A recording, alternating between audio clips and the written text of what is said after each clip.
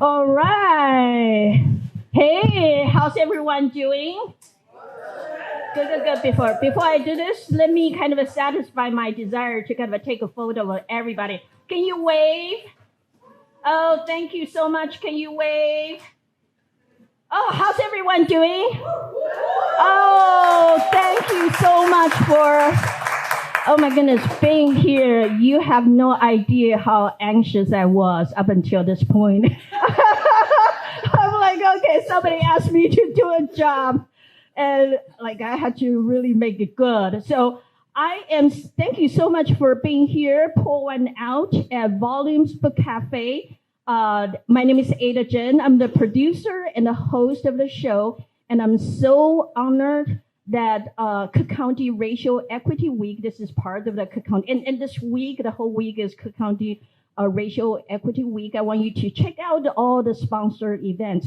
So this event, I would say, this is if you know me, I book people a year ahead or 6 months ahead. This is not a specially curated event. So frankly, I was nervous throughout. But you know what? Just like in life, everything works out. So I'm so happy. And before I start the show, I'm going to have Christian Viviano, who is the racial equity coordinator, to speak a few words on behalf of the Office of the President.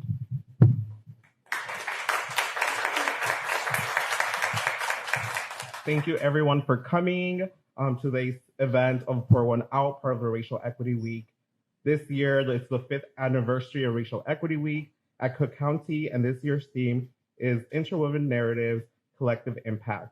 This theme is a reminder of the depth and complexity of pursuit of racial equity, and it challenges to explore the interconnectedness of identities and to understand that achieving equity is not a singular endeavor, but a multifaceted tapestry.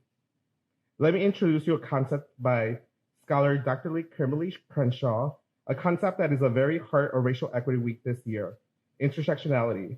According to Dr. Crenshaw, it is a lens which you could see where power comes and collides, where it interlocks and intersects.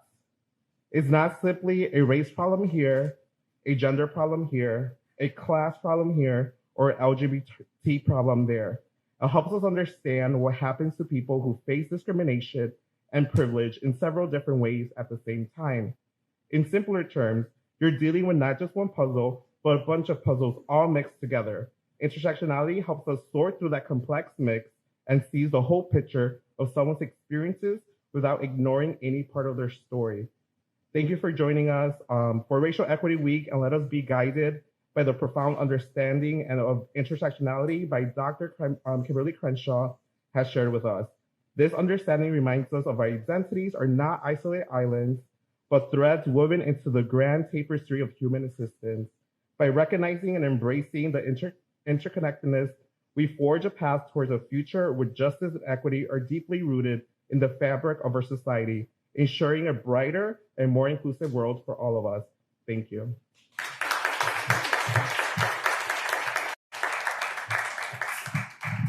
Christian, you just take everything I wanted to say. But I'm like, okay, the show is done.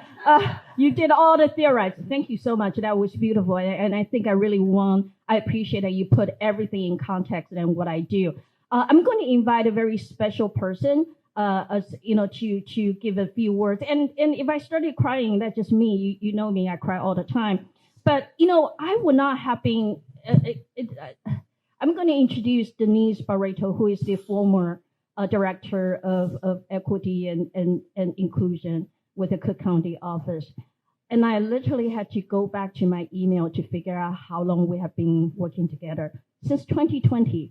And to be honest, when she first invited me, I thought, okay, one-time thing I can do. And then I'm invited back year after year. So I'm able to be here because I benefit from her labor, from her work, from her legacy.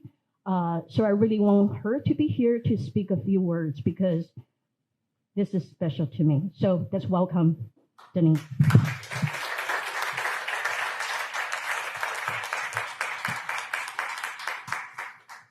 Good evening. I am going to be very, very quick.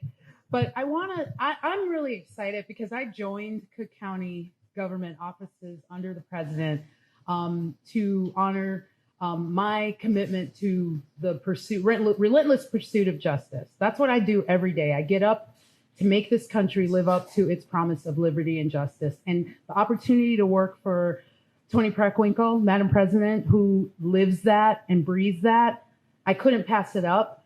And to be here with you in person is great because, like Ada said, we met online and our relationship was forged during the middle of the pandemic. And it's people like you storytellers that got us through the pandemic, right? Artists, the people who were drawing murals, the people who, to me, that was the essential workers, right? The folks that were all the content that we had nowhere to go except for online. And so I'm excited to be here in person and to see a full room of people interested in hearing stories from other people, because that's all this is. Because understanding and the road to justice is through our stories. It's through our identities. It's through being able to relate to others and to build some empathy. So I can't wait to hear your stories because every year you do such a wonderful job curating. And I thank you all. And I thank Madam President and Christian and the team. Thank you.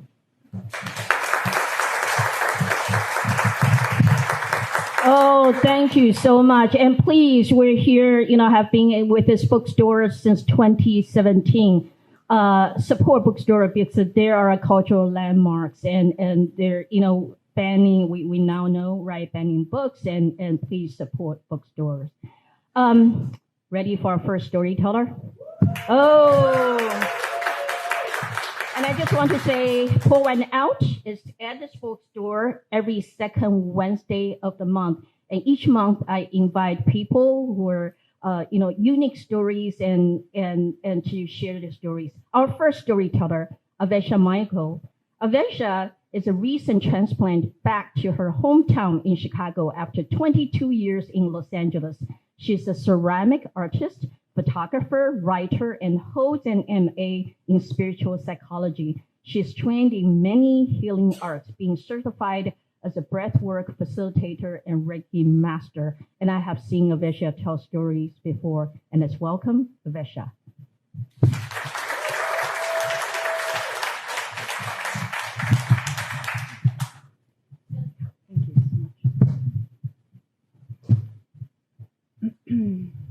Hi, everyone. I'll speak louder. Hello, everyone.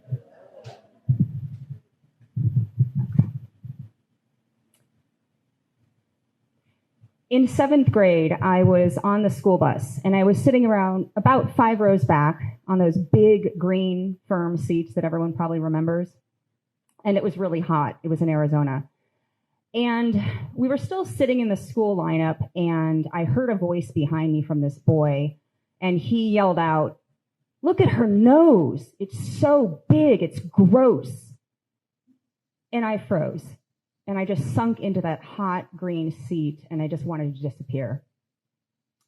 Now, I was shy at that time. I was 11 years old, and I didn't say anything. I just sat there, kind of a fraction of myself the entire bus ride home.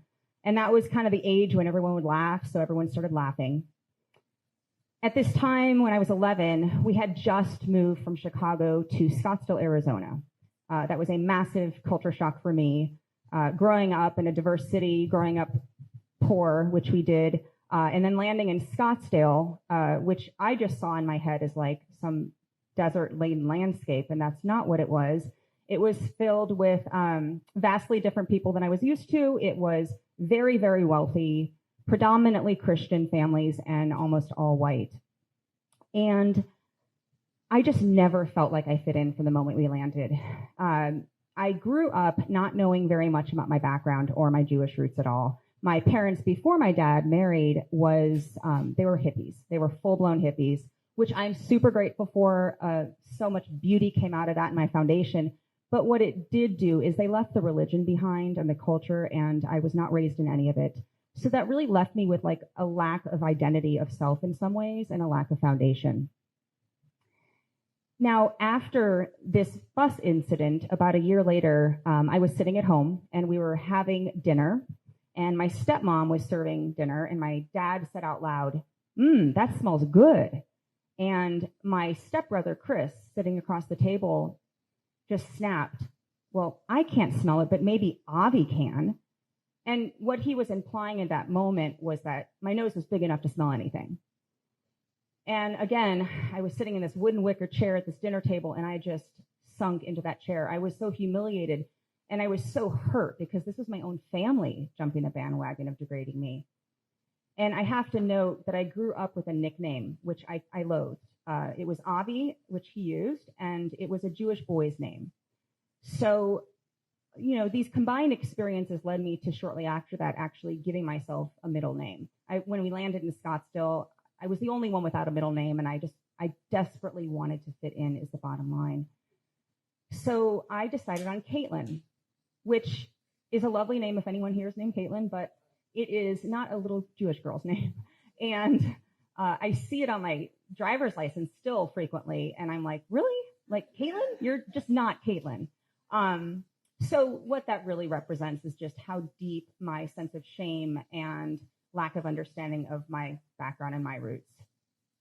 So I really felt like, throughout school, this kind of carried through. And in high school, I would sit in high school almost every single class in a very specific way. I remember those old desks that had the little slide-in section and the tiny little desktop, and I would slide in and I would put my elbow on the desk, and I would use my hand as a shield to basically shield at least half the class from my profile of my nose. I would put my thumb on my jawline and my pointer on my temple, and I would sit in class like that every day until the end of high school. And I just felt like I was trying to hide this part of me that felt like this ostracized part of this nose that I, got from my ancestors, but it just felt like I was walking with shame.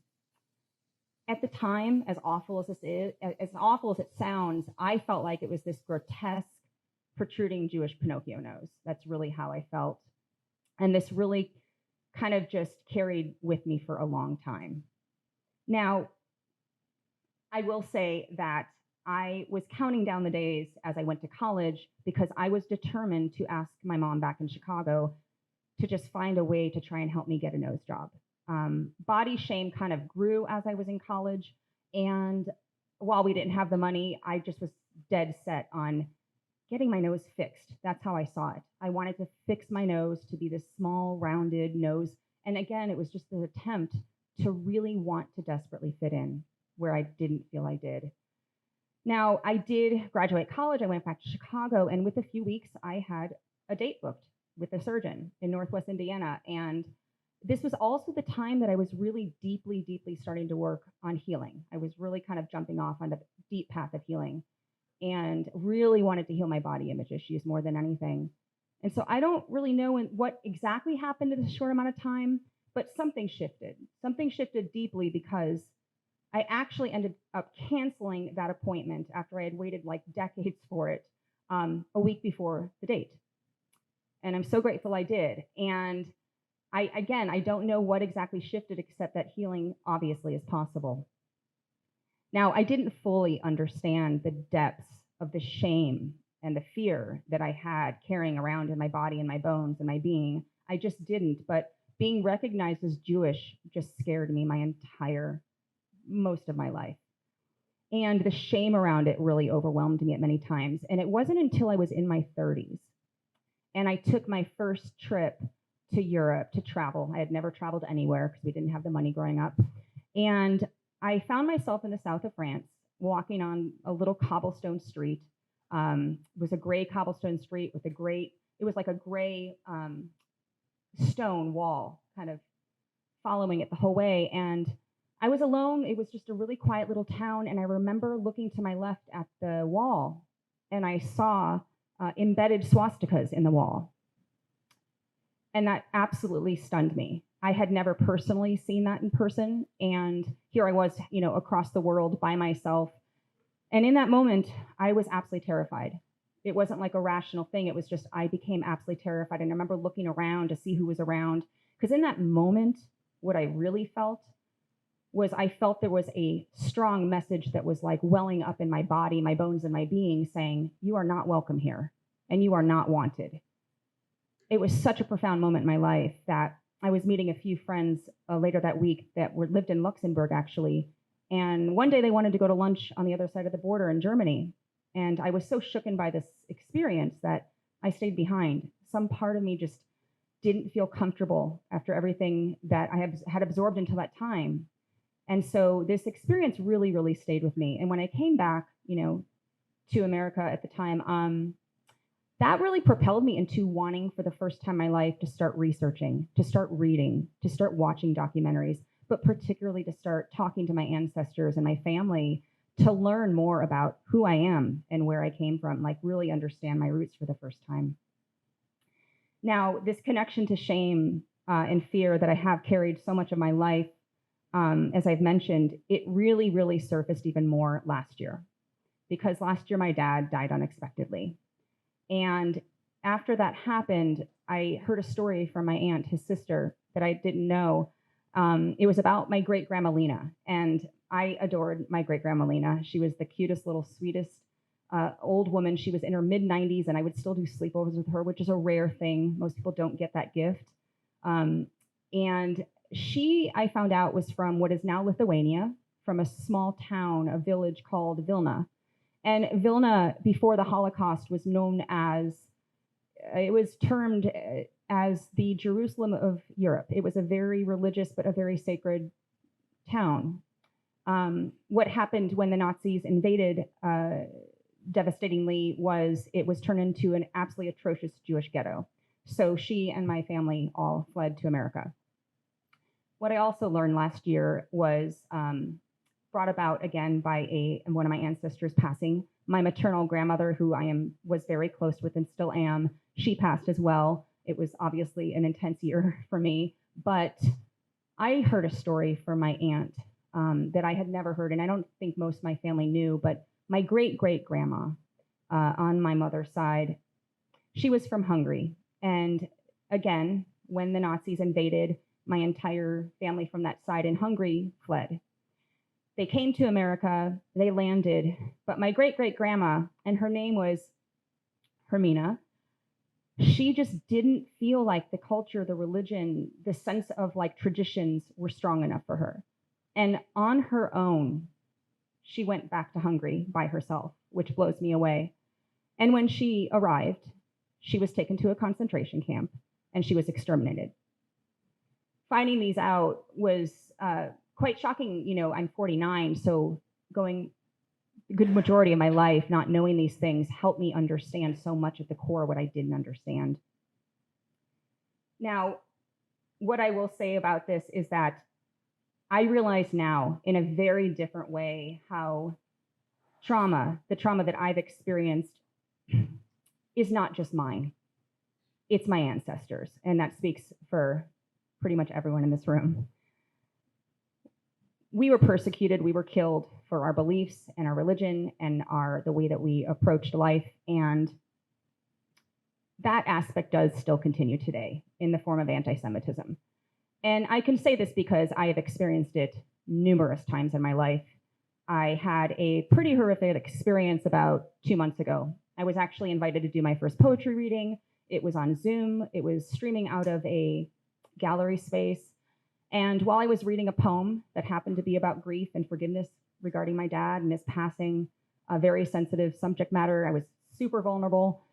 I was attacked by a Zoom bomber. Actually, there were many that came on, and they started spewing tons of hate speech, graphic death threats to me and my family, and a lot of anti-Semitic slurs. And this experience really rocked me. I think it just brought up all my CPTSD, and it really was intense for me. So that experience really kind of woke me up a little more and helped me understand why the fear has been so deep in me in a different way. And it also kind of highlighted for me that part of this in my experience has been protecting me from a pretty harsh reality. Now, I will share something really beautiful.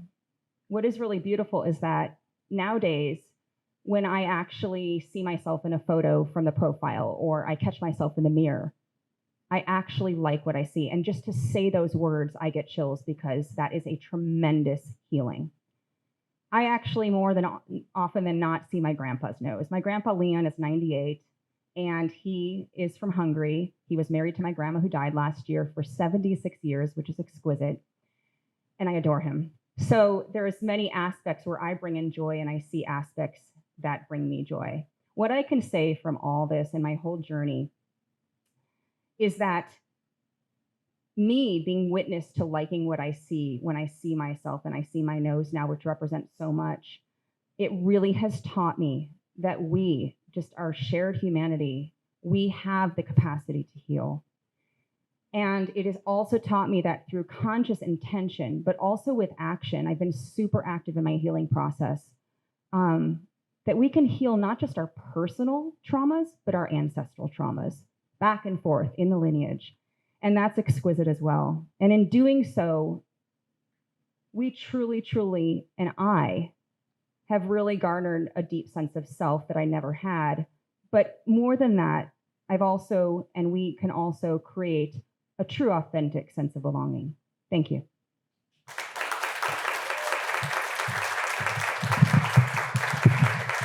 Oh, thank you so much. How many of you can actually identify the story in its various aspects? How many of you have thought about changing your futures or wishing looking differently because of race, ethnicity, and I want to say this is oftentimes, we listen to respond, and the show is different. We listen to understand, we listen to empathize, we listen to sympathize, we listen to have compassion, we listen so we can do something and make the world a better place, take actions. And our stories are connected. And there's always something that we are different, but also share. So go on a journey. And if you need to cry like me, do so. Ready for our second storyteller? Robbie Priest has lived in Chicago for 1 year by way of Hawaii and Salt Lake City. He's a writer, skier, Formula One fan, and watch enthusiast. He's painfully aware of how these hobbies sound. Current pursuits include living assertively, I like that, planning international travel, I'm doing that, and founding a writers group in which you are welcome. He lives in Printers Row with his young beloved wife and their dog. Is your wife here? Welcome. Come up, please.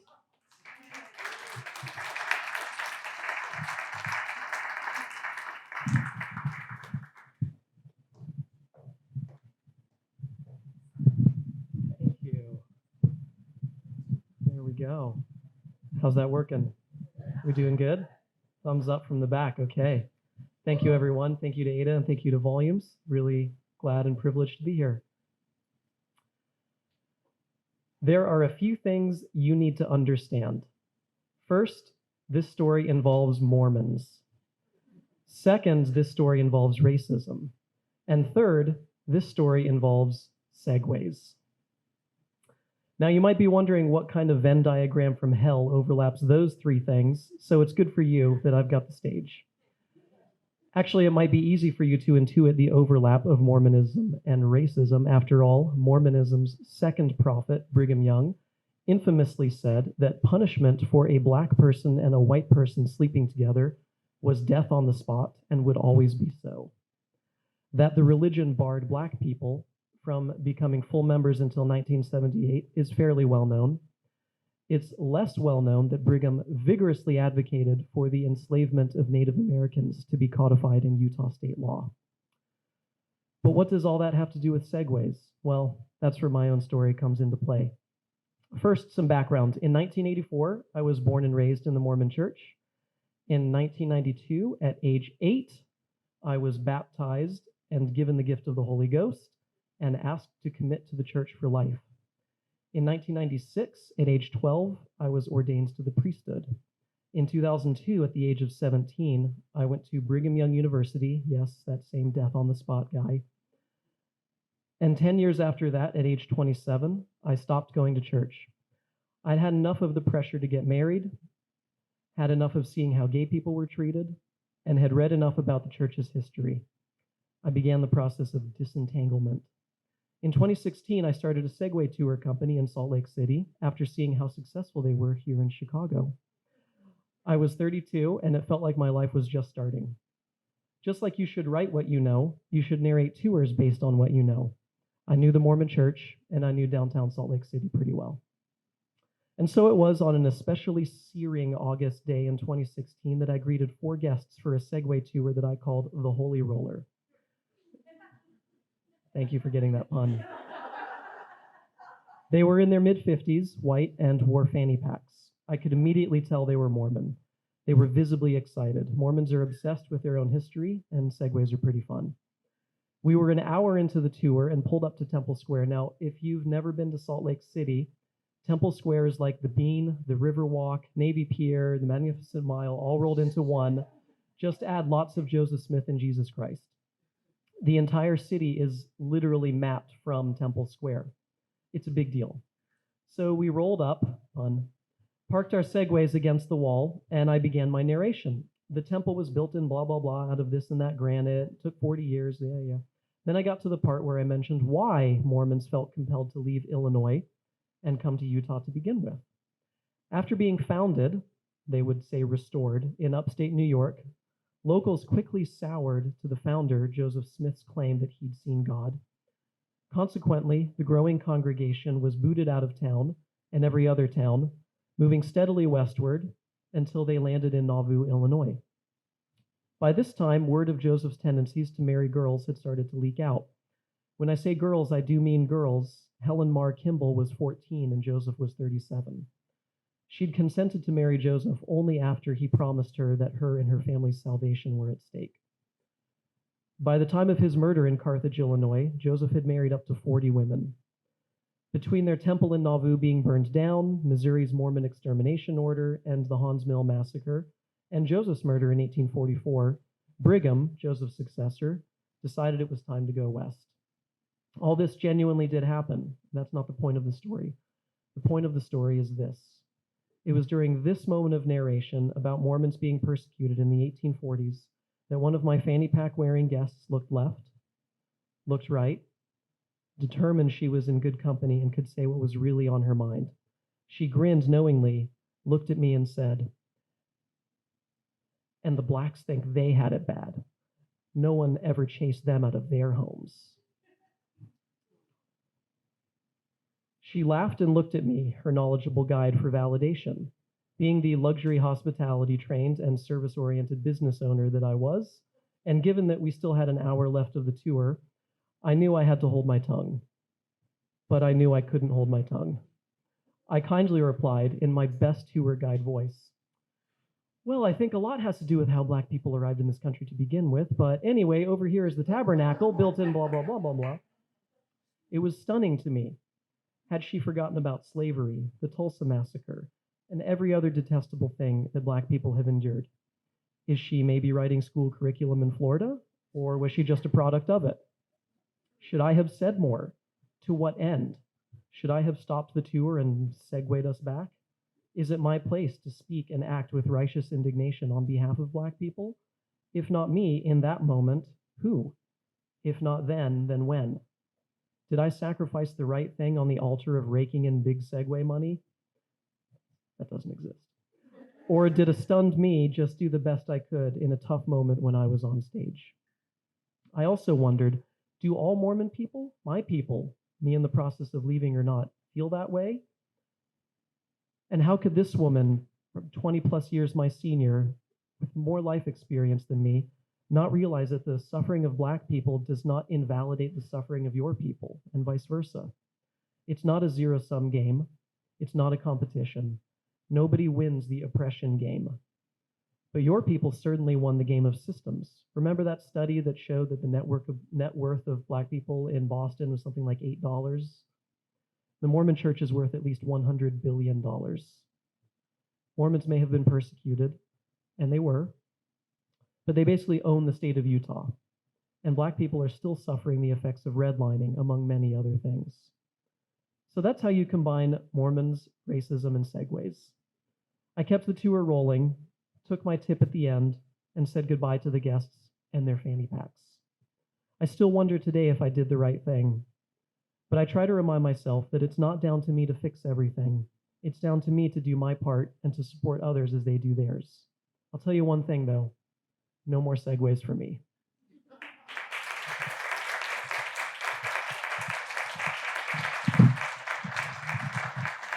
Oh, thank you so much. The truth is, I know we were earlier talking about this, right? This is a line up. And the truth is, we all have a stake in our collective future. White people, regardless of age, needs to be part of the conversation. And the truth is, no matter what, there's always something race. All of us are racialized. And I want, your piece to really for us to think about what's our role, what's our place, what's our responsibility, what's the right thing to do. We may not be perfect, but there's always time to do the right thing. Can we give Priest Robin a round of applause? How's everyone doing? If I didn't have the Racial Equity Week, I don't think I can get those stories.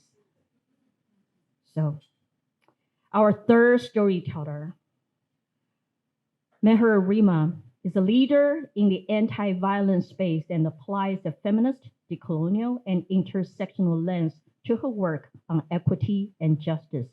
She has managed programs and engaged with different marginalized communities to provide strategic guidance on gender justice, immigrant rights, education, and workforce development, language justice, public health, and youth empowerment. Originally from India, Meher has worked in South and Southeast Asia, West and Sub-Saharan Africa, Middle East, and now North America. She brings this vast experience to her work and storytelling. Meher, come on up.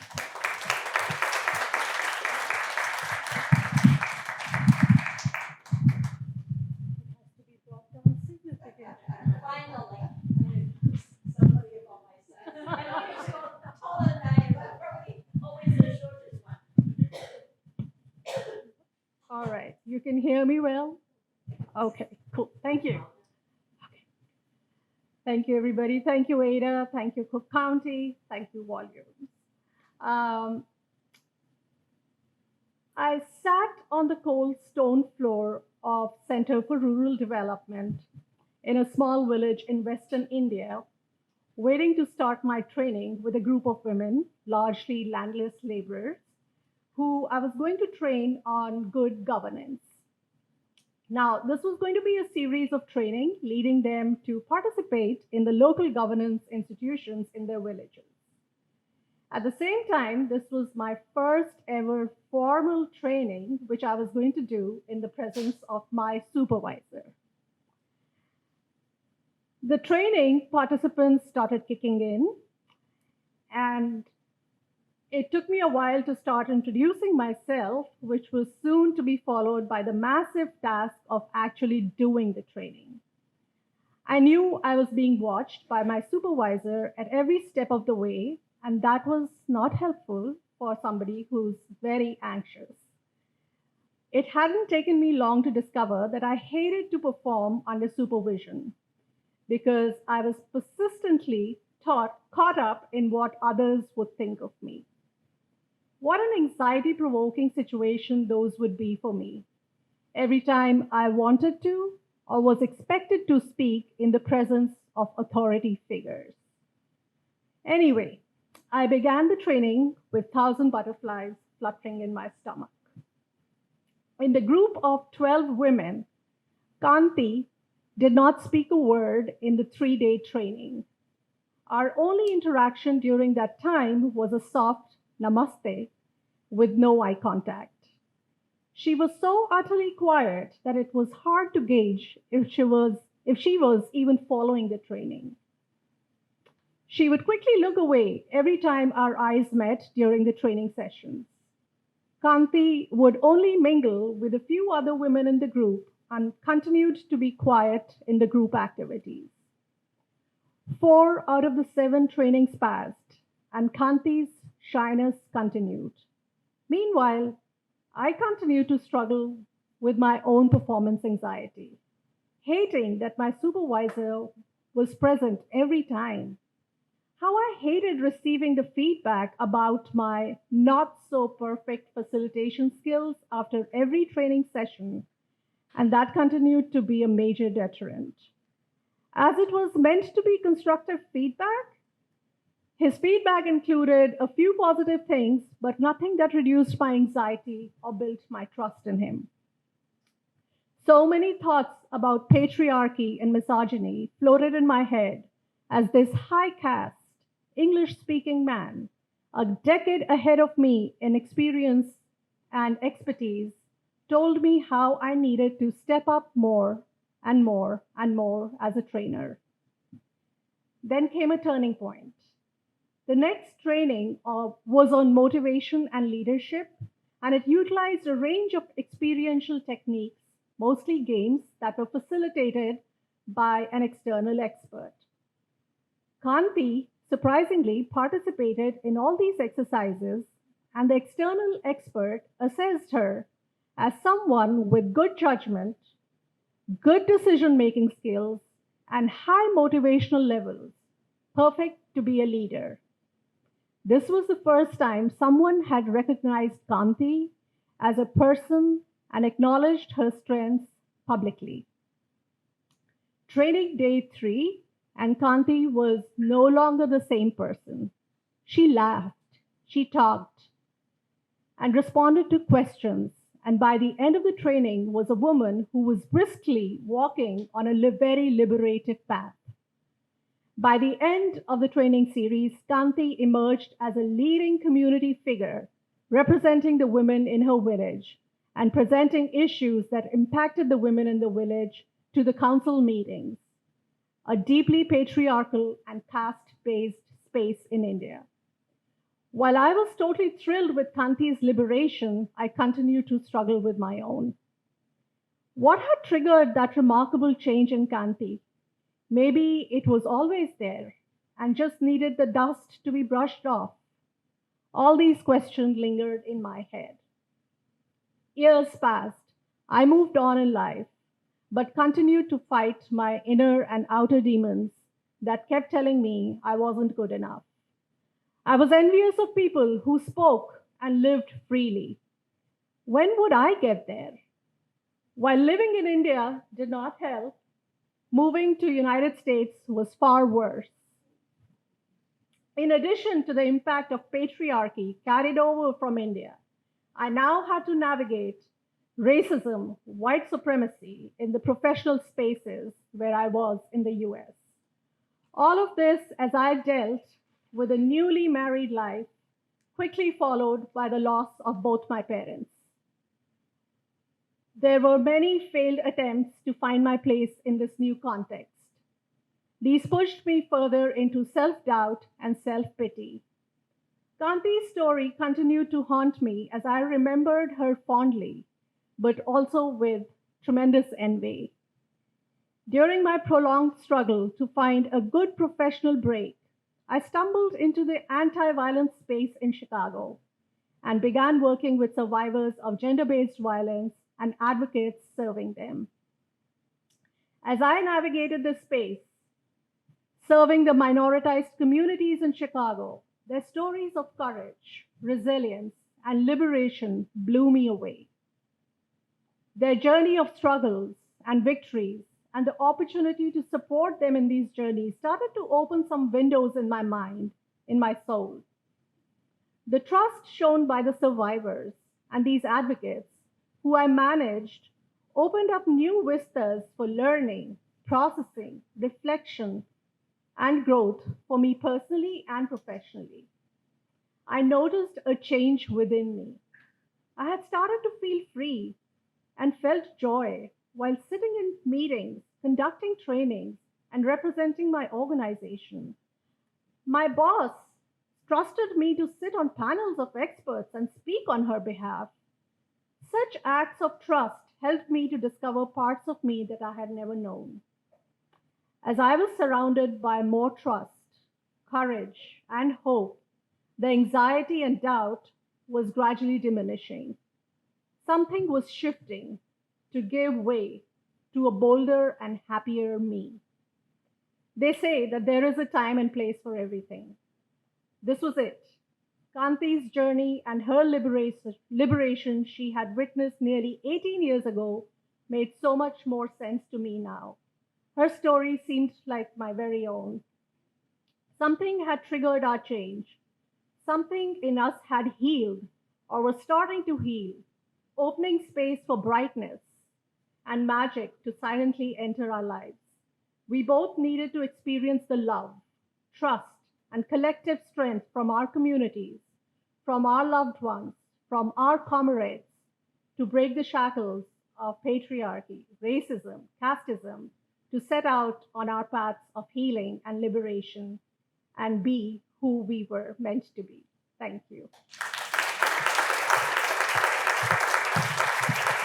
Oh, thank you so much. You know, when I was reading that piece, the first thing I said to you is that you lead differently, right? It has, you know, imposter syndrome oftentimes is not about ourselves, it's really about the system. And if you define leadership a particular way, then oftentimes women, and if you're a woman of a particular race and immigration status, oftentimes you're not going to be seen fit with the leadership. But if you define leadership as caring, other-oriented, right? Relations, then that means very different thing. Thank you so much. Can we give Meher another thank you. Thank you. How's everyone doing? You see the connection? How many of you can relate to the story so far? See a bit of you in everybody? We don't need to live each other's lives, but we can always see something in everyone. And that's our common humanity. Our next storyteller, one of my favorites, and you know it's you, right?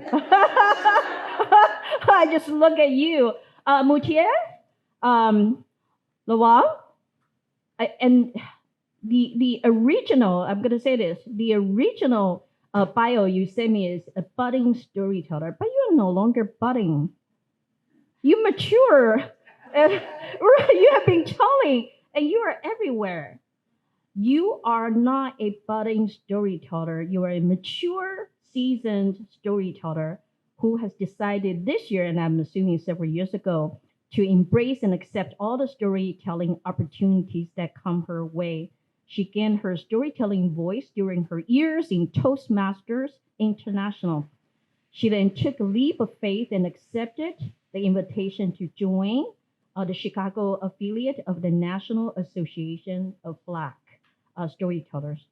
And today, I mean, I have invited you so many times, and you're a natural. And she has performed with Fillet of Solo, This Much Is True, Do Not Submit, and Pour One Out, as well as in the Goodman Theater educational program. Come on. Yep.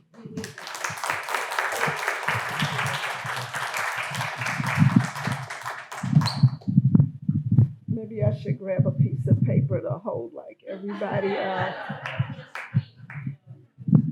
I am so honored to be here tonight, and my daughter is in the audience. Let's give her another round of applause. When Ada told me where this story was going to be featured, I got a little nervous because when I hear diversity, equity, and inclusion, I think of corporate America.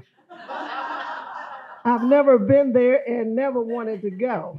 So I had to pull and dig and try to find a story that I thought would be appropriate. So here's my story. When I was a little girl, I decided I was going to become a nurse.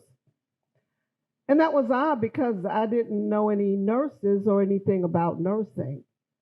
I now suspect that that was something that had been poured into me, something I was supposed to live out as a purpose, but I really didn't know. What I found out later was that I decided by the age of 5 that I was going to be a nurse. And Santa Claus made that affirmation for me every year by giving me a nurse kit. It was under the Christmas tree every year, my own nurse kit. But what does a 5-year-old know about nursing? Nothing. I had no idea what the nursing journey consisted of. If I had known at 5, I probably would have changed my mind. I had no idea that it would take hours upon hours of academic study. So you have your core courses in nursing, right? You've got your core courses to get your degree. So I took biology, microbiology, anatomy, physiology, chemistry, biochemistry, algebra, statistics, and so many other things that I did not like. But that was just for the degree. The nursing stuff also had to be there. So there was psychiatric nursing, obstetrical nursing, pediatric nursing, geriatric nursing, and so much more. But that's just academics. Nursing is an art as well as a science. So I had to learn how to bathe people, change beds with people in them, remove and dump via bedpan or whatever, all types of humanly body excrement. The journey to nursing, in a nutshell, was exciting, but not a lot of fun.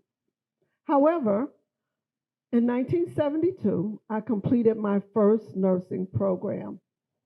I passed my nursing program as well as my state board exam and got my first job at Mount Sinai Hospital as a licensed practical nurse. Come on, clap it up. I did good. Thank you. So my first job was in pediatrics, and I loved working with the children and the little babies. But what happened for me in pediatrics is that I had grown to love a patient who had cancer, and she died at 9 years old. And that meant I had to leave pediatrics. I couldn't stay there anymore. And so I left. I asked for a transfer, and I was very explicit with management. I will work anywhere except obstetrics. And you know what they did, right? They sent me right to obstetrics, and I was as happy as I could be because that was actually what I wanted. And I figured if I told them the reverse, they would do the reverse. So I got what I wanted, my dream job. And I worked in obstetrics until 1976. And at that time, I went to join my husband in Nigeria. Well, in Nigeria, they didn't have an equivalency for the LPN, so I was unable to work as a nurse. But by the 1980s, the economy had changed, and we see that a lot here. It was on a downturn, and I really needed to get back to work. So I had a friend who was a nurse, and she knew a doctor, and he hired me, but not as a nurse. He hired me to dispense medications to his clinic patients, which was fine. But I was back in my zone.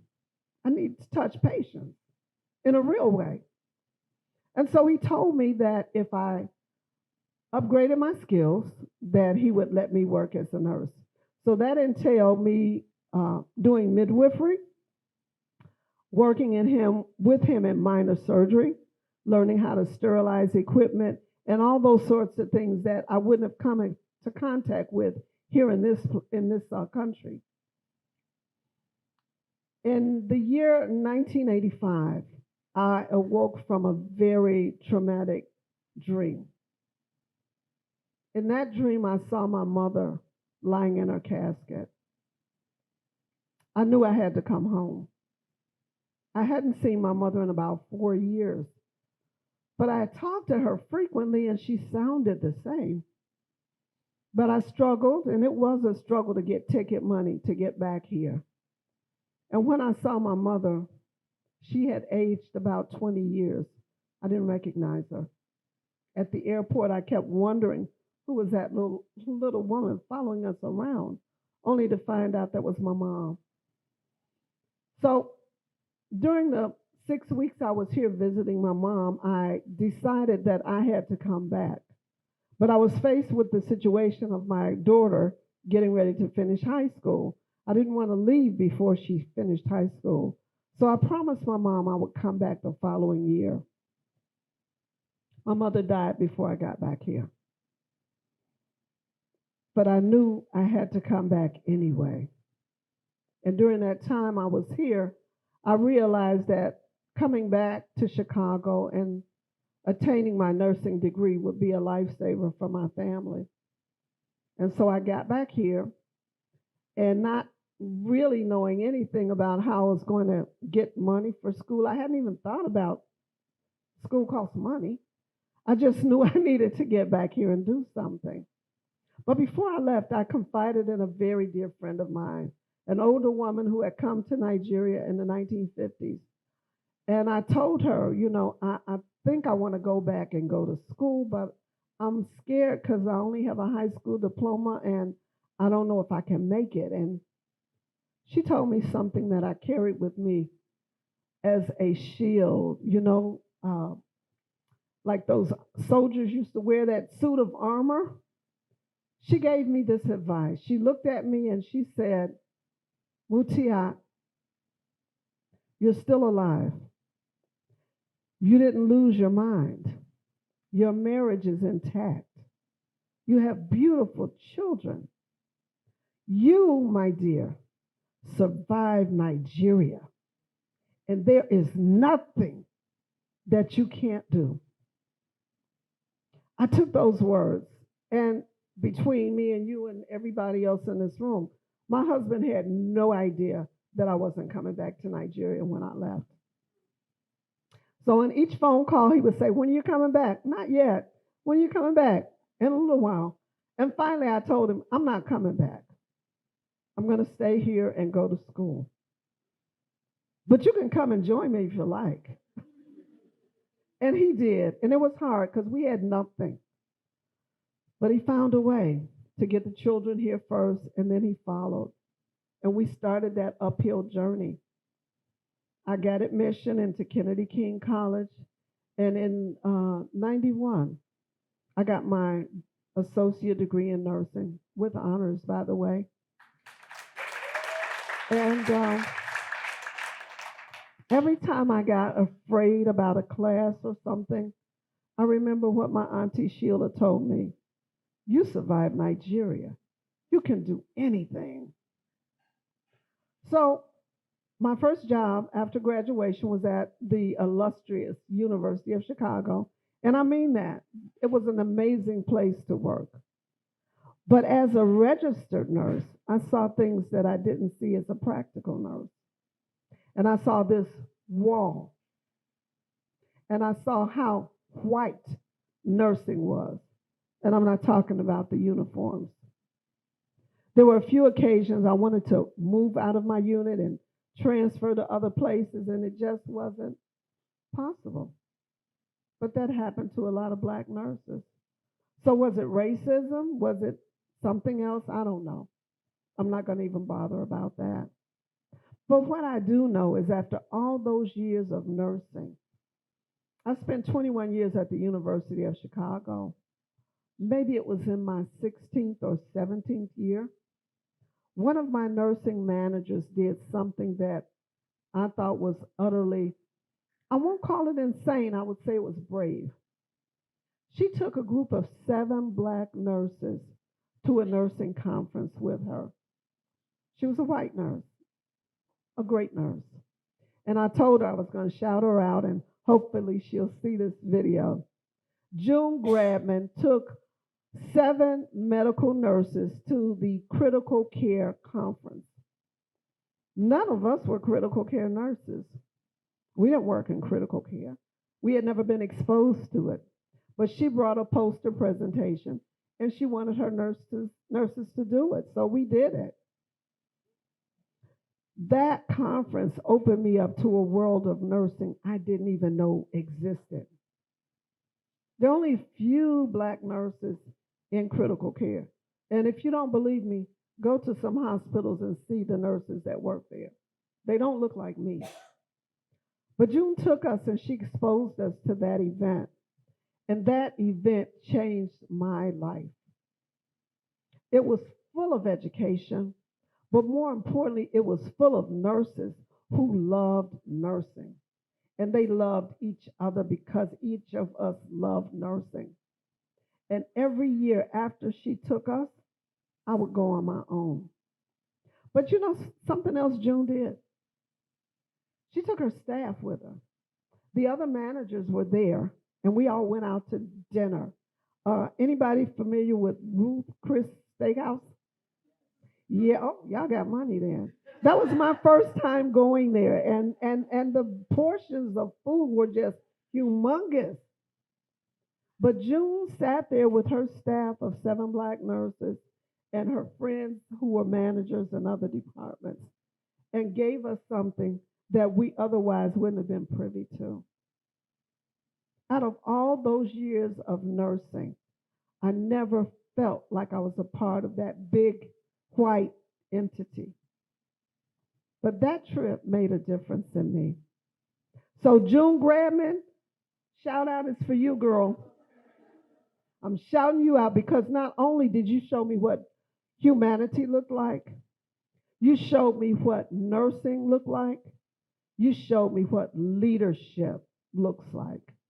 And I thank you for it. Thank you.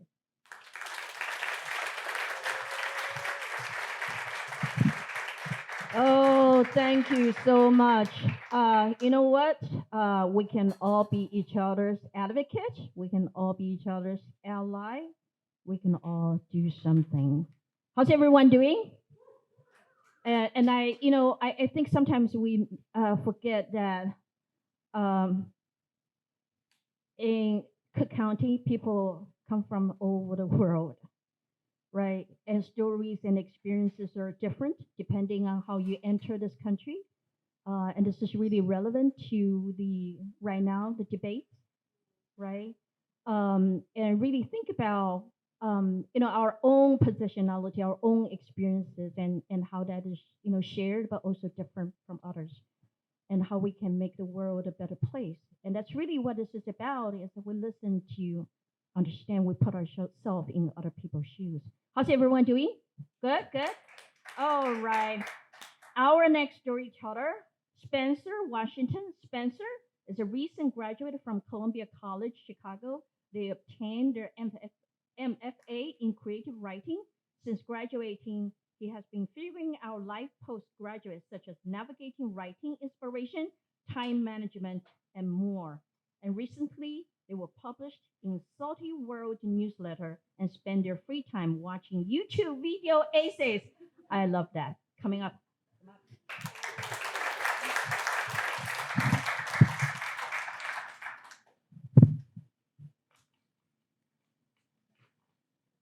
Thank you, everyone, for showing up. Thank you, Valiant Bookstore and Ada, for letting me share my story.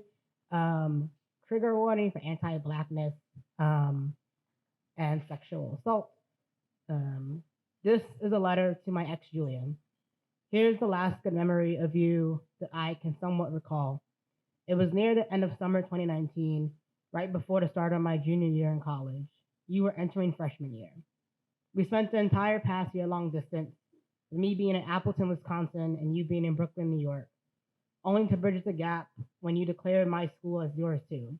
One might say this is the ideal queer setup. Why be long distance when you can just be a cohabitating fake adults at 20 and 18? Wait, let me back up. It wasn't all bad with the distance, just the constant yearning about the future, how overly eager you were to grow up and leave home, even though you could always return, and the heat of how you would call my name Quinny, rarely my full one or even my first one, unless you got angry. So here we were by the docks of the campus, landed us right by the pier, bordered Lake Michigan or some other lake whose name I can't remember. All you talked about at the time was how much you missed your cousins, your singular friend at home, and how she was thinking of a 5-year plan. Instead of 5-year concepts, I made a joke about how I was still a student, which was true. I was barely passing my classes for my second major at the time and felt I had nothing to show for my main one. I was struggling with undiagnosed ADHD. This led me to either skipping or doing the bare minimum just to get by. You had it all figured out, it seemed. The ideal career in healthcare, the overly supportive parents, and the charm of any other white queer that moved from a liberal posing city to a big, scary rural area. The thing is, I had to leave the semi-comfort of my beloved city to a sundown-ass town based in the hopes of a better future. You left out of pure judgment of your parents and felt you had to prove a point. I saw the way people in the college town looked down at us when we held hands in public, or the way you and friends would start debates on issues of poverty or wanted to appear woke. What a joke. I didn't feel heard by you nor respected the second you got to campus because while you wanted all this space, I felt lost in parts of my identity since you were now consuming many parts of my life. You muttered how much you loved me while our toes were dancing on the edge of the chill water, and I think back to the sly smirk because you always liked my smile. It was the last day I can account for being good because the last time you were generally nice to me. Before the cockiness set in, before you believed you were smarter than me or that your allyship meant more than my safety in my black body. I used to vouch that love is love, not just in the terms of queerness, but also interracial couples. You made my first queer relationship as a black trans mass individual a nightmare. With all the direct racism and snaky comments from strangers are nothing compared to all the direct threats you made about how you could get my scholarship taken away, or manners in which you felt unsafe in my neighborhood, where cops were on each corner because the corner is all my people knew how to sell well. The way you would grip my hand around other groups of black boys that made moon eyes at me in a room full of white folk. I wish I could unmeet you, because even trying to recall a last good day feels like pulling teeth. Someone who was supposed to love and protect me took advantage and weaponized their whiteness. I was nearly an Emmett Till like to describe it because you, Julian, had accused me of sexually assaulting you, and thankfully someone believed me, specifically my Title IX coordinator, who was a black woman at the time. At first glance, I almost didn't believe myself because we were taught to believe victims, specifically white victims, over black ones, because even a good black person is still black in the eyes of white law. I didn't lean on anyone in my circle till it became too chaotic, to the point where I did lose some friends. My mother still does not believe me, mainly because she felt I didn't handle the matter in a seasonable way. In her eyes, she thought that if I had just left my ex alone, that he wouldn't accuse me, yet my mother also interrogated me under her roof. This led me to spending the rest of my senior year on campus to self-heal and try to forget how exile I felt between spaces that I used to call home. In order to move on for the trauma, I spent the past 2 years in therapy, specifically focused on trauma, queerness, and white spaces as a black queer person. Even attempted to try to date other white people, yet I still couldn't stomach the idea. The concept of another white queer person or any white person at all having access to my body or space made me want to scream because each time I went to give them a fair chance, they pulled some racist shit. It's now been 4 years ongoing to still peace with the concept of a white person finding me attractive. It always feels like a ploy to attack my blackness, my masculinity, my identity, and my pure existence. Even now, when I am pushed by a white queer person who can weaponize their ties to white womanhood, I always feel side-eyed and glance around the room, because how can a good memory of a person still make me feel hollow of who you are today? Farewell forever, Quentin. Thank you.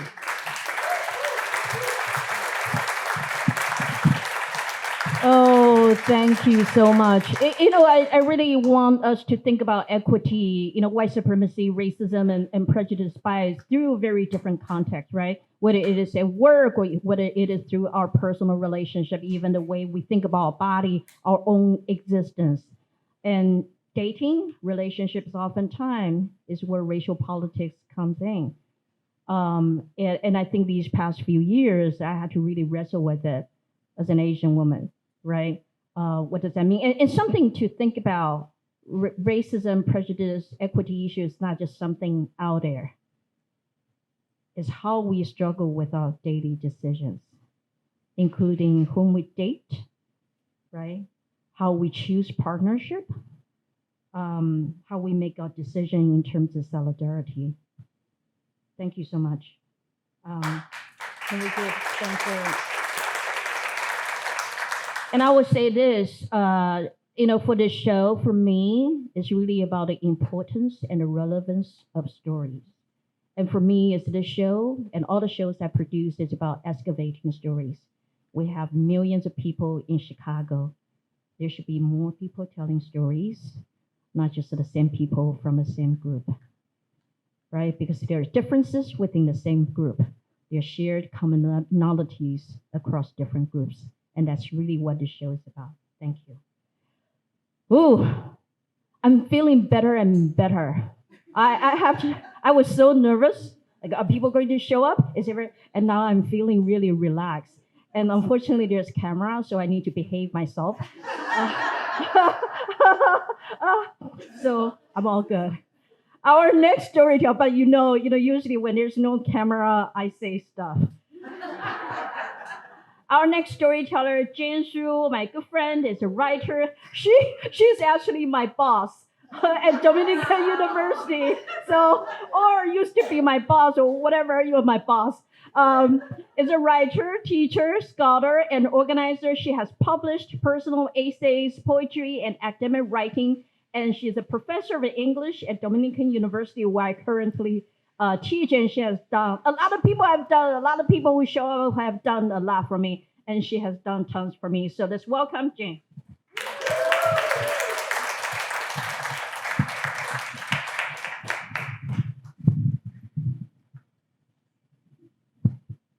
Thanks, Ada.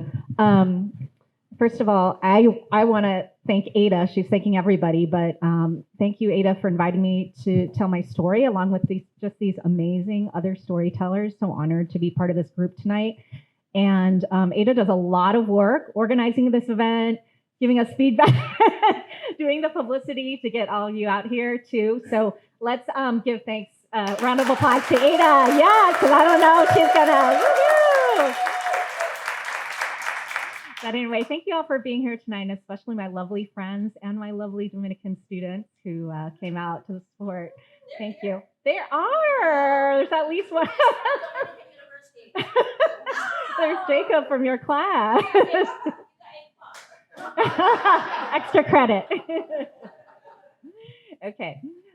My story is called Everything I Know About Race, Gender, and Sex I Learned from Duran Duran. Are there any Duran Duran fans out here? Come on, oh my gosh, Duran Duran. Like, talk about intersectionality, cuts across like all. My one visual aid for my presentation, my story is a color photocopy of Duran Duran's album, Seven and the Ragged Tiger, because I looked in my albums that I guess I don't have it anymore or whatever, and to buy it on Amazon, it's like $40, and it's not like next day shipping. So anyway, I made a color photocopy. It will play a role in the story. I grew up in the 1980s in the largely white middle-class town of El Toro in South Orange County, California, about half an hour south of Disneyland. Sometime when I was about 10 to 13 years old, I told my Chinese Taiwanese immigrant mom, I'm not going to marry a Chinese guy. I'm going to marry someone who's white. I also told my mom around the same years, I don't think you need to wait until you're married to have sex. And then she said, I think if you love someone, it's okay. My mom reacted in horror and consternation. Her mouth ran like an O and voice raised. What are you talking about? You can't have sex until you're married. So where at this young age did I get my ideas about attraction, love, sex, and marriage? Those little things. From British New Wave music, of course. Also, what compelled me to tell my mom my attitude towards sex, especially at these tween years, as she never talked about it with me, really? My parents and family of origin are evangelical Christian, more intersectionality in religion, maybe bordering on fundamentalist. Sometimes it's hard to tell the difference, I guess. I grew up in a bilingual Chinese-American evangelical Christian church. When I was around 7, at church we watched a movie that showed a young man who listened to rock music, maybe heavy metal, and I got him into all sorts of trouble. He said that the music making him dance around was from Satan. Well, I think that was the gist of it anyway, this movie. So rock music was bad in my household. We listened to and sang a lot of church hymns, and classical music was okay. My 2 sisters and I took piano lessons surprise, being in a Chinese-Taiwanese family. My father liked to say, outside our house is America, but inside it's Chinese. My best friends who lived across the street, a sister whom I'll call Yvonne and a brother I'll call Daniel, was the family I thought of as American and from which I got a taste of American culture. Their father was tall, white, and middle-aged and loved to work in his garage workshop restoring vintage Mustang cars. Their mother made a delicious traditional Thanksgiving dinner and perfectly round and even pancakes on the griddle on the weekends. The wallpaper, the pancakes I made were not so round and perfect from the box, the Bizquick box. The wallpaper on Yvonne's room was yellow plaid with daisies, and I greatly coveted her Barbie camper van. All the stuff about Barbie lately. Daniel had blue wallpaper, and I greatly coveted his outer space Lego set complete with rocket, as I myself only had Lego blocks. My sister, whom I'll call April, was 2 years older than me, and since Daniel was her age and Yvonne was 3 years older than they were, the 3 of them formed the original group, which I tagged along with, youngest member of the group. Yvonne and Daniel turned April onto new wave music, like Duran Duran, the Go-Go's, Adam Ant, and Bananarama, and later, bands like Depeche Mode and Bauhaus. After we watched that movie that said rock music was from the devil, I taunted April at church because she listened to bad music. Well, I did not yet listen to this bad music. One day, a couple years later, though, hanging out in Yvonne's yellow-themed bedroom, we were listening to Duran Duran's album, Seven and the Ragged Tiger. I stared at the record cover at the 5 white British men. Nick Rhodes in his snakeskin suit, John Taylor so tall and smolderingly handsome with his red leather gloves. And it hit me like a lightning bolt. My crush on these men, especially John Taylor, my favorite, and the hook of Simon Le Bon's croon on the song New Moon on Monday. From then on, I was a devoted Duranie, what they called their diehard fans. My first live concert was seeing Duran Duran at Irvine Meadows Amphitheater. I was 13 and had spent weeks finding my outfit to wear to the concert, which was a 2-piece bright red dress that had a midriff-bearing tank top. I know this is really hard for my students to imagine their 50-year-old professor, but I was 13. Midriff-bearing tank top and a slinky calf-length skirt, which I wore with black high heels I'd purchased from a thrift shop. In Orange County and at Los Angeles in the 1980s, I learned early as a girl how to objectify myself by focusing on my appearance in order to be attractive to boys and men. I strutted around the amphitheater in my outfit and walked up and down numerous stairs and hills in my heels and blistered, aching feet. As we were walking, an older white man, probably in his 20s, serenaded me with the lyrics from the song, The Lady in Red, if you remember that song from the 80s. Some do, I hear the laughter. Me, April, Yvonne, and Daniel had seats in maybe the second mezzanine section of the theater, definitely not in the first section or the front row, and I was really disappointed and hurt that my idols and crushes were so far away from me, just little dots on the stage. I desperately wished I could get closer to them, close enough to touch. Into my teens from New Wave, I got into punk and post-punk music. There was an LA radio station called K-Rock on which the British Richard Blade, the British DJ, Richard Blade was a notable DJ. I think I started listening to Duran Duran on K-Rock and then got into post-punk bands like The Replacements, Sonic Youth, and Pixies. Orange County and LA had a big punk scene in the 70s and 80s too. So one of the other early concerts I went to was the Dead Milkmen, who did the song Punk Rock Girl. Orange County and LA had some of the original punk bands like Agent Orange, Social Distortion, X, The Germs, and Bad Religion. My first romantic relationship was with a white man who was significantly older than myself. He had wavy, shoulder-length blonde hair and blue eyes. He wore velvety black Vans with khakis cut into shorts with the threads hanging while he rode his skateboard or went surfing at the beach. He was a musician whose main instrument was the electric guitar, and he was in a few bands. He moved into a refurbished warehouse with his friends in the Latino city of Santa Ana, which had started gentrifying with white hipsters and artists like themselves. This man, whom I'll call Jack, had much more experience than me with relationships, having already had a few girlfriends, including one with whom he lived. We didn't have a monogamous commitment to each other. I would have liked to have had that agreement, but I played along that it was okay that we both had multiple romantic liaisons. I had started taking electric guitar lessons when I was 14 and had gotten really good at playing it in my teens, even being able to play the famed opening to Led Zeppelin's Stairway to Heaven and solos by guitar shredder Stevie Vai. But I mostly played behind a closed door in my room and not in a band, although Jack and I jammed together on our instruments sometimes.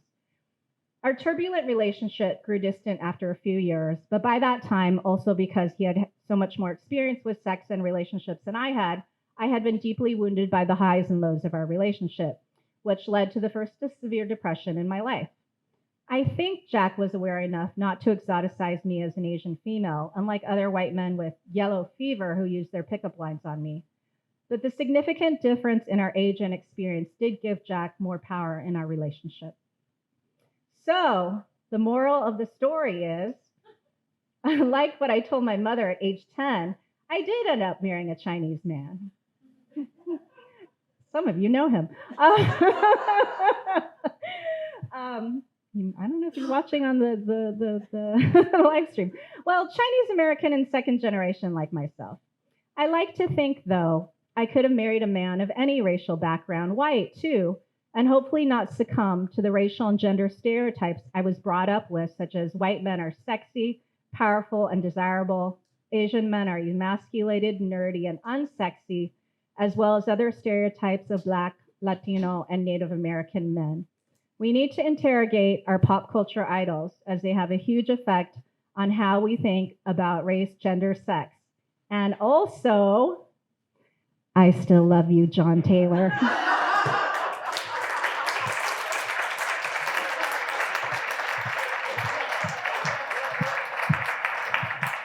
Yes, Wilson is indeed a good-looking man.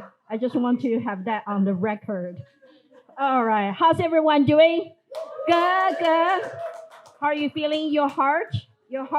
Oh gosh, I to be honest, I'm so happy everything works. So it just for some reason, one story speaks to another, and it shows how it works, and everything comes together. So it comes to our last storyteller, Shirley Gore, who is the founder of Doing It Afraid. I love that, Doing It Afraid. Shirley Gore has made that phrase the mantra of her life, from her being bullied as a school-age girl in the South all the way through her tenure as a Disney star. Fear has taken on a new role in Shirley's life. It has been her passion and her zeal that gives her the drive to empower others to blaze their own trails. Shirley has been doing community-based events to dismantle the fear that keeps us from really becoming community. Community and cliques is a thin line, right? I love that. Thank you.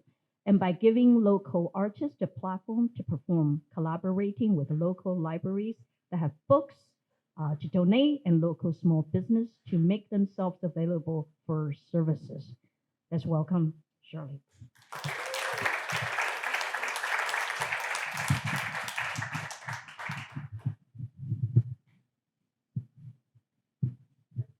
Good.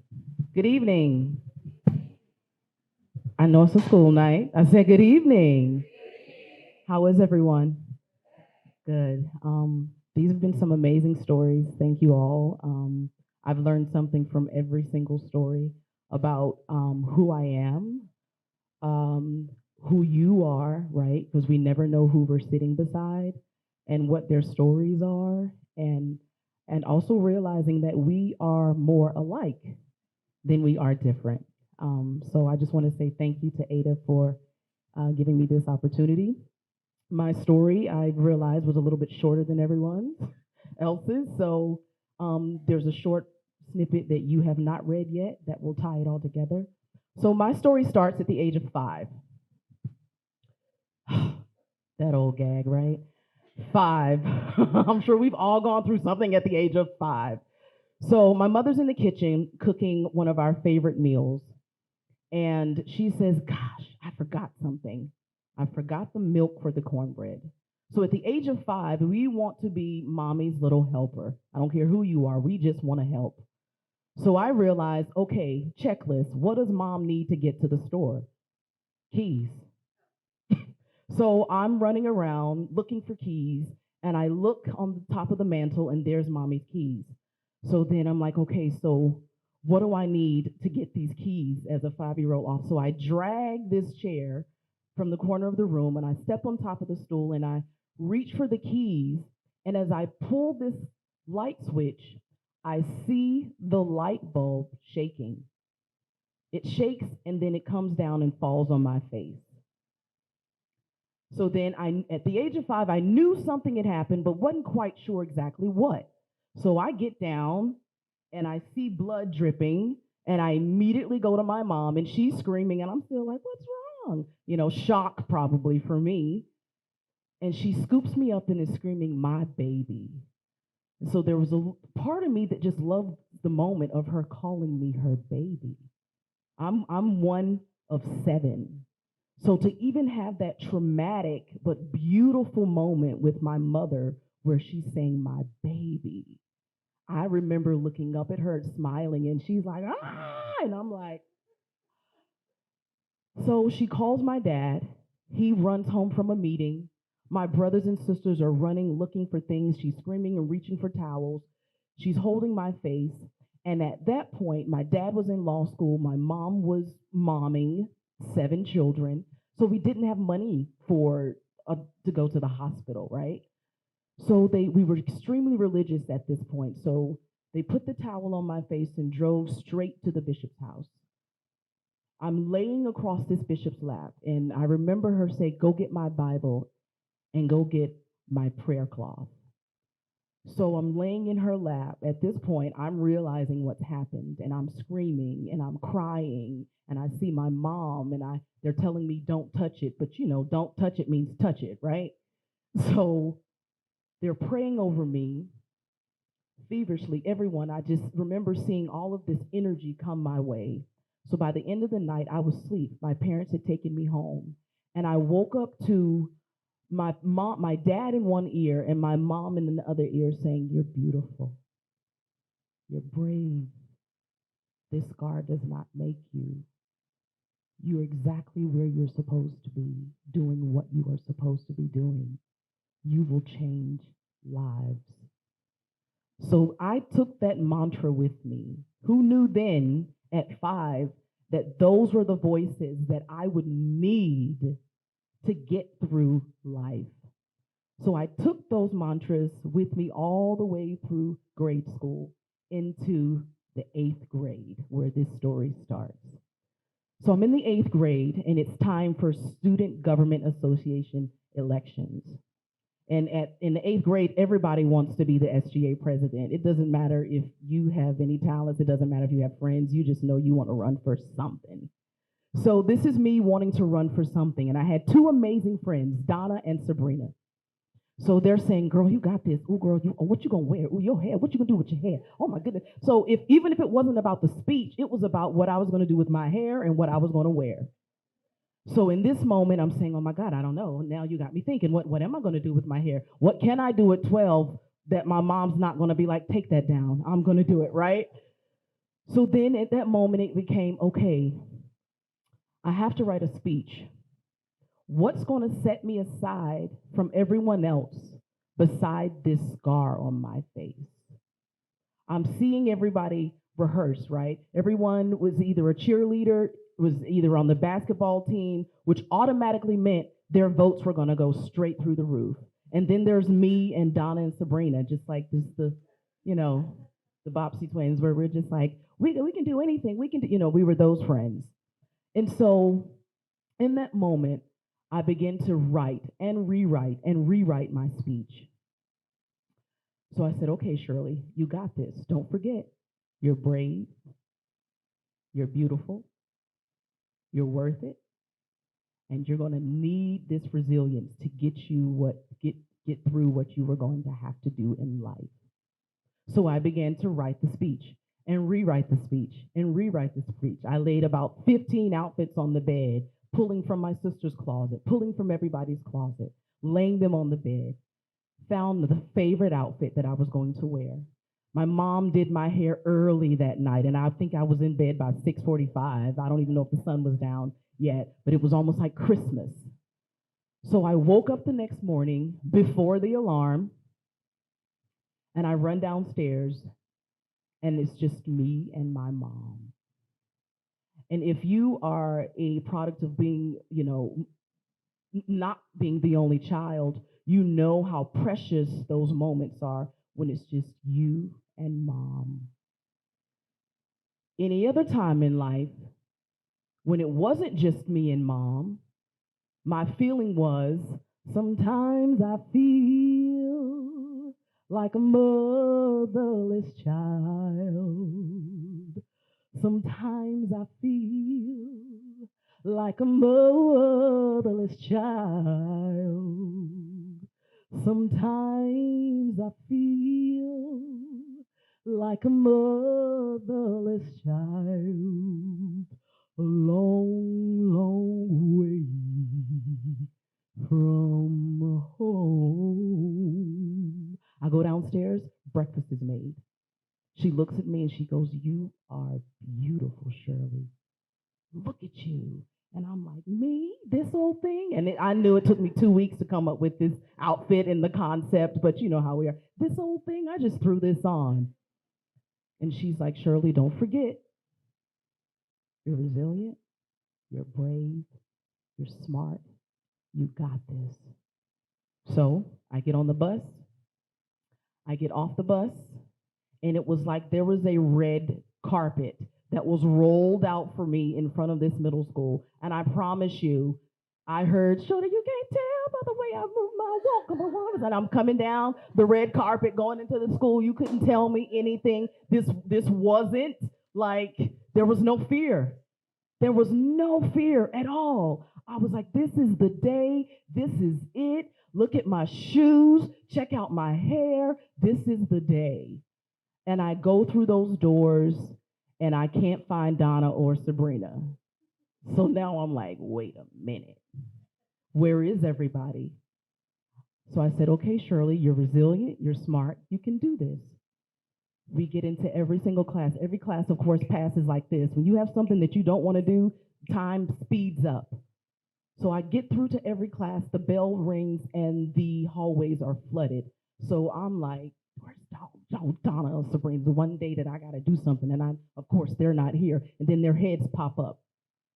And so I'm looking at them across the hallway. I'm halfway to them, and I hear the bell ring, and it's like, "Shirley Barnes, please report to the auditorium so we can all get together and walk together." So I'm like, wait a minute. I can't have this so important powwow with my best girlfriends to give me the oomph that I needed. So I said, okay, Shirley, you got this. You're brave. You're resilient. You're worthy. All of these mantras that were coming up for me. So we get into the auditorium, and I see all of these people that had been like rehearsing, and this in the 80s, all of these boy groups were huge. So there was these boys just like doing all of these dances, and they were spinning on their back and landing on their sides, and I was like, I can't do that. But I remember that I was a good shower singer. Who in here is a good shower singer? Yeah, we know what that's like. We know, baby, you're a firework. It's like, okay, great, I'm a firework. So I said, okay, Shirley, use your shower singing to get you where you needed to be. So as everyone is going, and of course, I was the last one to go. Thank you, Ada, for triggering me. I'm just playing. I was the last person to go. So I go up there and I'm just kind of shaking it off. And I do this amazing speech. And so I said, okay, it's time for the grand finale. So in 1992, Whitney Houston, who remembers Whitney Houston? Yeah, amazing. She deserves an applause. So yes, was amazing singer. And I remember hearing my sister sing "I'm Every Woman," and I was like, okay, I can rewrite that to fit my script. So I go up there and I'm like, okay, whatever you want, whatever you need, anything you want done, students, I'll do it naturally, 'cause I'm every student. It's all in me. It's all in me. They began clapping. They began screaming. They were jumping up, and I was like, "Oh my God! New friend, new friend, new friend, new friend, new friend. Donna Spring, new friend, new friend." I walked away with this newfound resilience that was separate and apart from the scar. I was literally in real time rewriting the narrative of who I was in that moment. No longer tethered to the scar and saying, "Oh, well, I'm Shirley Gore, the girl with the scar." And in the 80s, Scarface was huge. The movie Scarface was huge. So it was a lot of, "Oh, no, Scarface, oh, you're scared." We didn't, in the 8th grade, you don't know how to be nice. What is that in the 8th grade? So then I said, okay, how can I take that and impact others? I made those friends through doing something I had never done before, taking that leap. So it turned into people that had never spoken to me before saying, "Hi, Shirley, how are you? What was that song about?" They didn't care what the song was about. They just kind of wanted to be tethered to me, which was a beautiful, beautiful moment. And who knew? And it broke the barriers of race. I had no friends outside of my race, but music broke that. Music breaks so many different, it tears down the walls of hate and race and all of the religion, all of that stuff. So that moment, I had an Asian friend named Sam Tep, and who knew that would come in handy because his parents, like a month later, opened up a Chinese restaurant right across the street from my house. So I was like, "Sam, will you bring some egg rolls to work?" They were like, "Oh my God, if you'll sing for my mom and dad." So that even became a bargaining chip for me, a currency, if you will. At the age of 12, money's not a real currency, but my talent, my gift, the thing that allowed me to go on stage and become someone else became a currency for me at 12. So who knew the next day my guidance counselor comes to me, the guidance counselor that had never spoken to me. She was white. She came to me and said, "I believe in you, Shirley. I think you should audition for Governor School for the Arts. It's an art school, 4-year program. The school bus will pick you up and drop you off. I think you should audition." I Googled it. They were having auditions in 2 weeks. I just made the cut. So I said, why not? I'm not going to rewrite it. I'm going to do the same song that got me here. So in 2 weeks, I went and did the same song, and it got me there, and it got me through the entire program. 4 years, and I ended up doing the speech, the graduation speech. Who knew that that moment, 8 years later, would then have me as Nala in The Lion King for Disney? Who knew in that moment of me, of my mom saying, whispering in my ear, "You're brave. You got this. You're beautiful. You're resilient." I had no idea then that I would take that small whisper, because we have those small, still voices that visit us that are ancestral. Who knew that in that moment that it would get me through so many different auditions of life?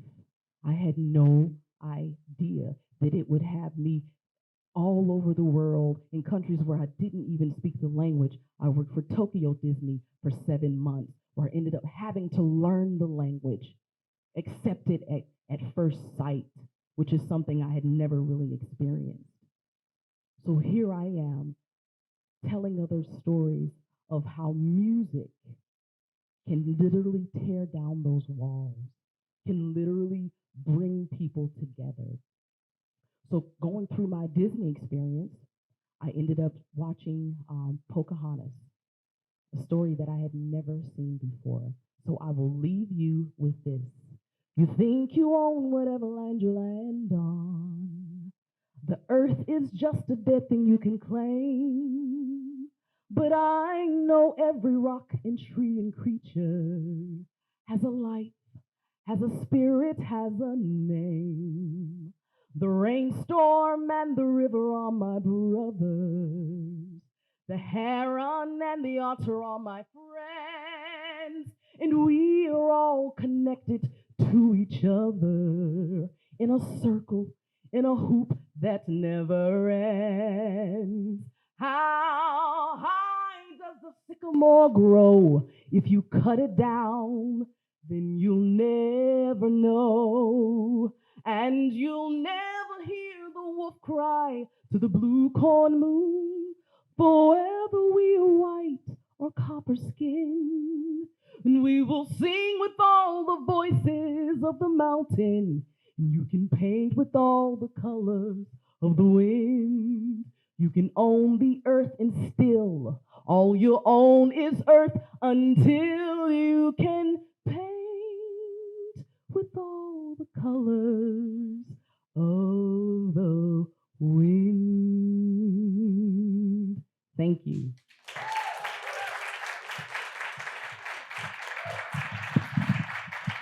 Can you imagine it? A storytelling show with music. Thank you everybody for being here. We're here every second Wednesday of the month, and please come support, and please check out all other events. I want to thank Christian. I want to thank Denise. Are you still here? Oh, she left. Oh, she's gone. Wonderful. So, hey, good night, everybody. Thank you, and best of luck. See you.